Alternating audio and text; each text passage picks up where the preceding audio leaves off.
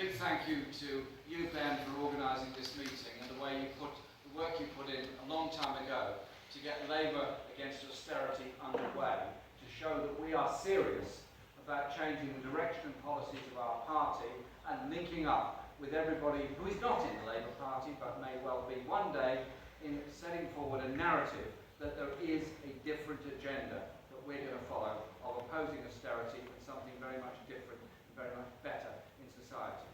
I also want to say a big thank you to the parliamentary colleagues on the platform here, Richard for his fantastic speech this morning and today and all the other days and last night in bringing that freshness and that determination to oppose austerity into Parliament. Fantastic, Richard. Well done. It's absolutely brilliant.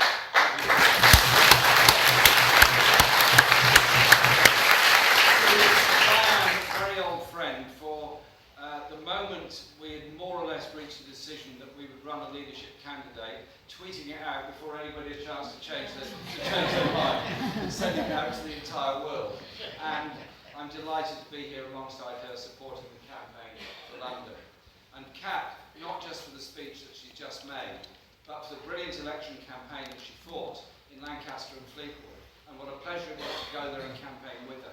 And standing up on fracking and making a difference. Only a year ago, the Labour Party was going like this on fracking, saying maybe here, maybe there, maybe not here, maybe there. Sorry, fracking is pollutive, fracking is dangerous, fracking makes a lot of money for a lot of environmental destruction and precious little energy for the rest of us.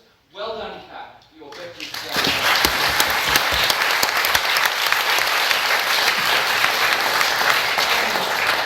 Great friend John McDonnell has just walked in for all the work that he's done in pushing this campaign forward and all the work he does in the campaign group and all the other organisational work he does all over the country, being an absolute inspiration in social.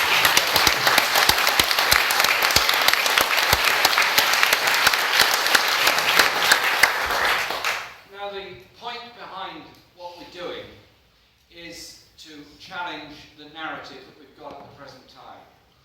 Everyone in this room was very annoyed, angry, disappointed, devastated, saddened, drunk, or whatever the outcome was of the election campaign.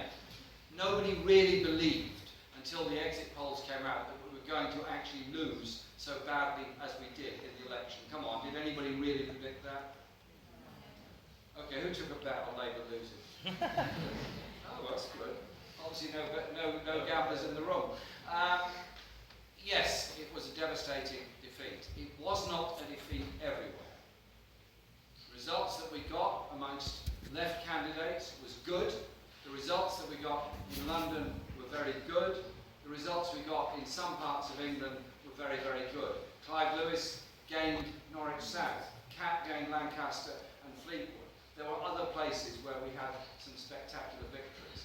And I'm not going to condemn Ed Miliband, I'm not going to join in all of that because that's not very helpful, and I thought Ed Miliband did the best he could with what he was given during the election campaign.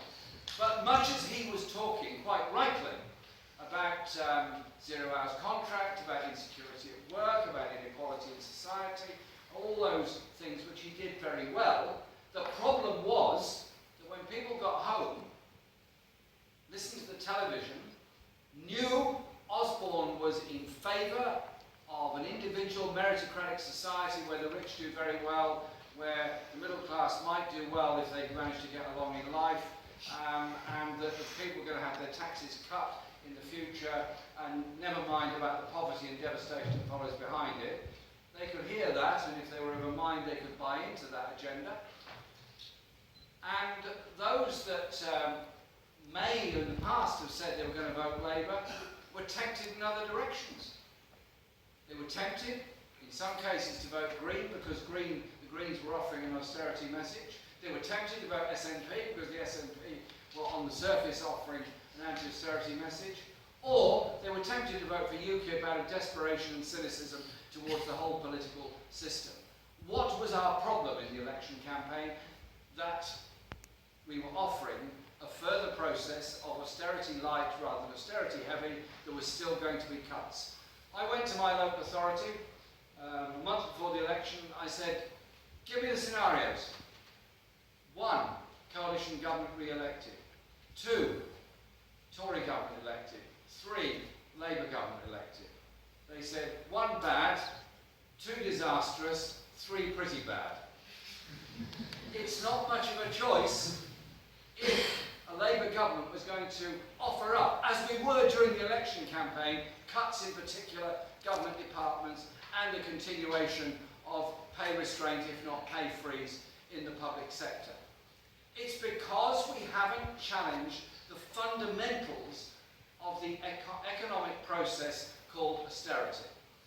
The banking crisis of 2008, 9, 10 was not brought about by greedy school cleaners, grasping building workers, hard-working social workers, nurses, doctors, or anybody else.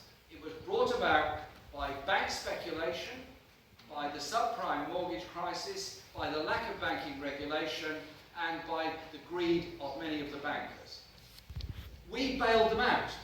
Now, I was not against public ownership of the banks any more than anybody else in this room would be. What I was against was buying over the banks and putting their shares into a wholly government-owned private company whose sole job was to sell them off when the share price went up a bit. Hence, RBS shares are now being sold off at a loss to people who are no doubt going to make a great deal of money out of those shares in the very near future. Our problem was we didn't challenge the fundamentals of what austerity was about. And as Marina's pointed out and others, it is a political process. What has been the outcome of 5 years of austerity in Britain? £11 billion a year being spent on in-work benefits because the wages are so low, £25 billion a year being spent on housing benefit because private sector rents are so very, very high, and the levels of poverty are worse than they've been for a very long time, and 1 million people are relying on food banks. Even people in work are relying on food banks.